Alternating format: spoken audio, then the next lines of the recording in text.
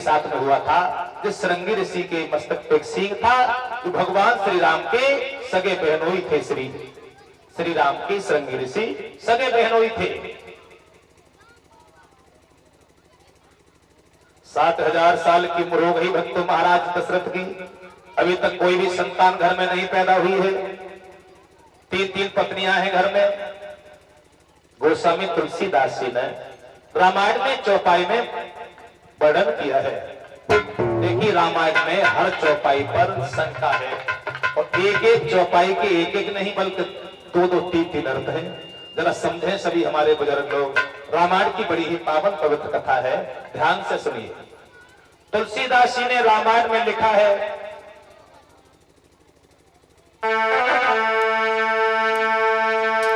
महाराज दशरथ की 60,000 साल की उम्र हो गई भक्तों, तब तक कोई भी संतान नहीं पैदा हुई।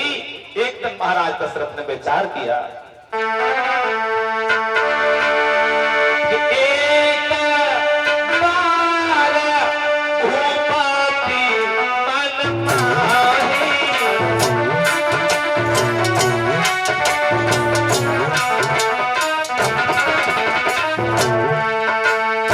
तुलसीदास ने लिखा रामायण में,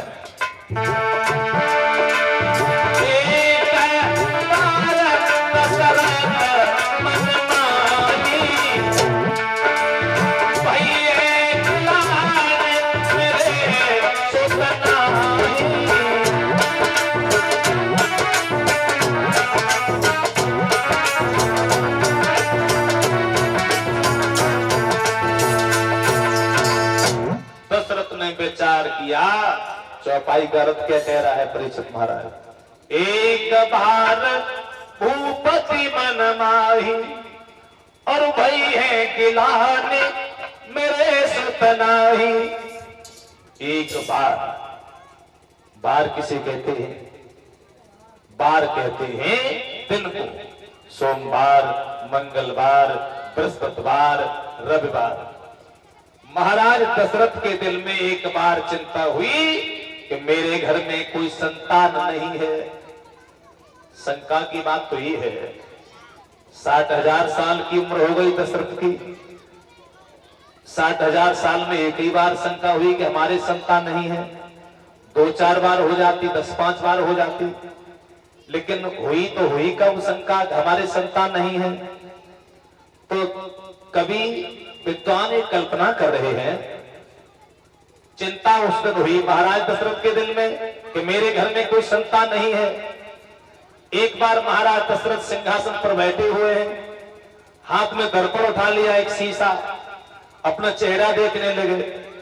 सोचने लगे हमारे कानों के ऊपर सब बाल सफेद हो गए, चौथापन आ गया, कोई संतान अभी तक नहीं पैदा हुई, इससे तो मर जाना अच्छा है।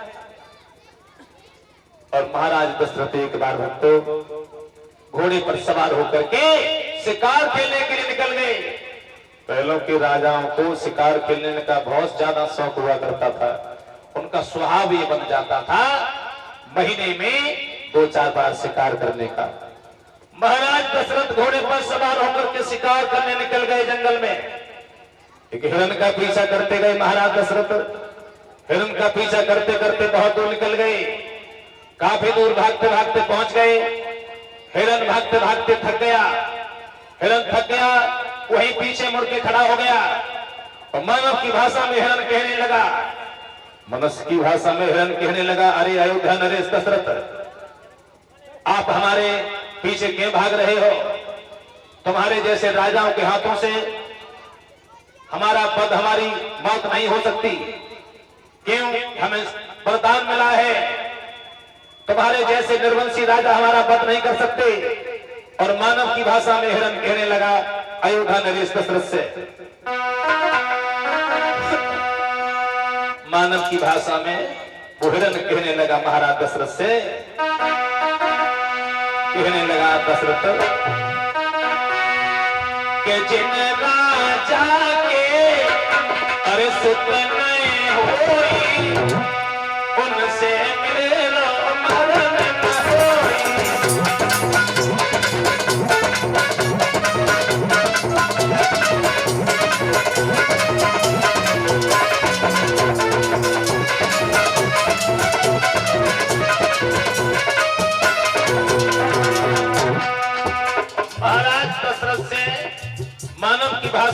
हिरण कहने लगा है, अरे अयोध्या नरेश दशरथ, जिन राजा के अरे उनसे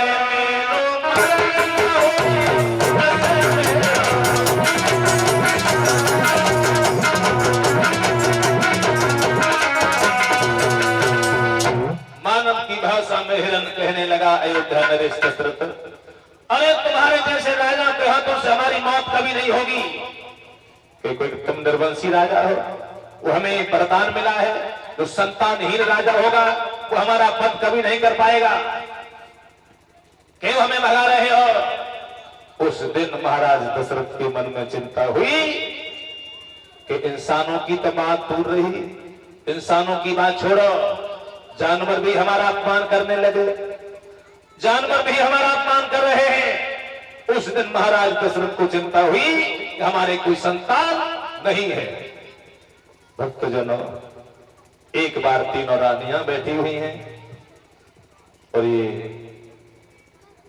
20 रुपए दीपांशी और सुमित, इसी हमारे गांव राजकोट के रहने वाले हैं, इनकी तरफ से 20 रुपए आए हैं। लिखा एक भजन सुना दीजिए।